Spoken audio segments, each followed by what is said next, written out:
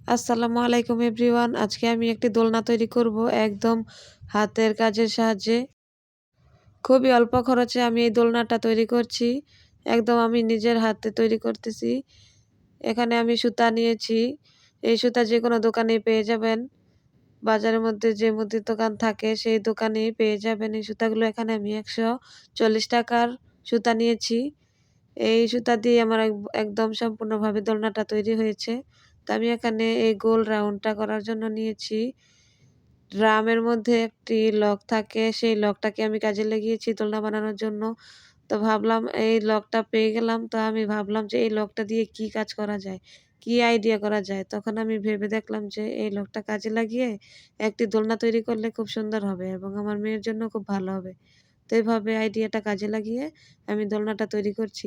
তো আপনারা চাইলেও এভাবে কিন্তু ঘরে বসেই দোলনা তৈরি করে নিতে পারেন।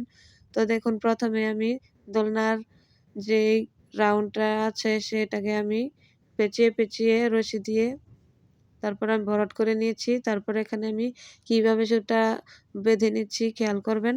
এভাবে কিন্তু আপনারাও খুব সহজভাবেই দোলনা তৈরি করে নিতে পারেন। এটা আমি বসার জন্য তৈরি করছি। এখানে একটি সিট বানিয়ে দিব যাতে করে এটার মধ্যে বসতে আরাম হয়। তো এভাবে কিন্তু খুব সহজভাবেই দোলনা বানিয়ে নেওয়া যায়। দোলনা কিন্তু দেখতে মনে হয় যে অনেক কঠিন, কিন্তু আসলেই কোনো কঠিন বিষয় নেই। বুঝলেই একদম সহজ। আপনি একবার দেখেন, একটু খেয়াল করে বুঝে যাবেন। দেখুন আমি কিভাবে দোলনাটার ফুলটা উঠিয়েছি। সবগুলোর মধ্যে আমি একবার করে গিঁট দিয়ে দিয়ে তারপরে এভাবে বেড়ে বেড়ে তারপর মাঝখানে আমি একটা সুতা দিয়ে শক্ত করে বেঁধে দিয়েছি। এরকম একটি ফুল তৈরি হয়ে গেছে। তারপরে এভাবে আমি ৪ টি রশি বানিয়ে নিচ্ছি। না, এখানে আমি ৫ টি রশি বানিয়ে নিয়েছি। ৫ টি রশি আমি ৫ ভাগে ভাগ করে লাগিয়ে নিব।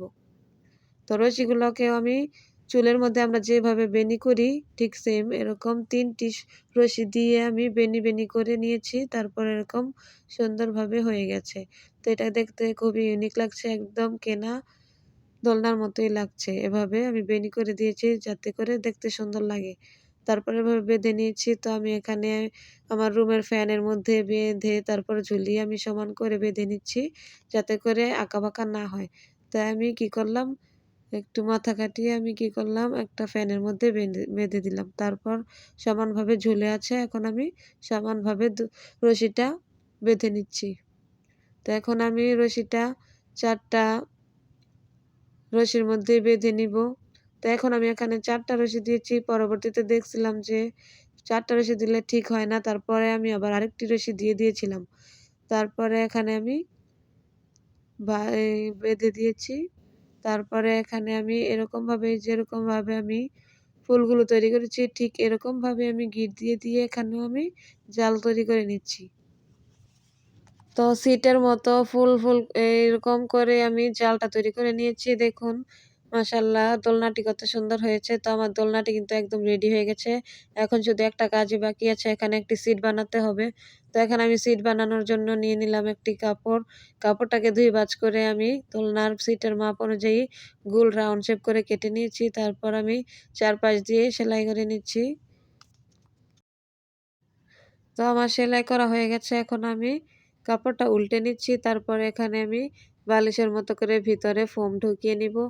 তো একটি বেড ছিল আমার মেয়ের পুরনো বেড, সেটাকে আমি কাজে লাগিয়ে তার থেকে ফোম বের করে আমি এই সেটটার ভিতরে ঢুকিয়ে দিলাম। তারপর মাঝখানে আমি একটা পুঁতি দিয়ে তারপর আগে পিছে করে সেলাই করে নিচ্ছি। তাহলে সিটটা দেখতেও বেশ সুন্দর এবং বসতেও আরামদায়ক হবে।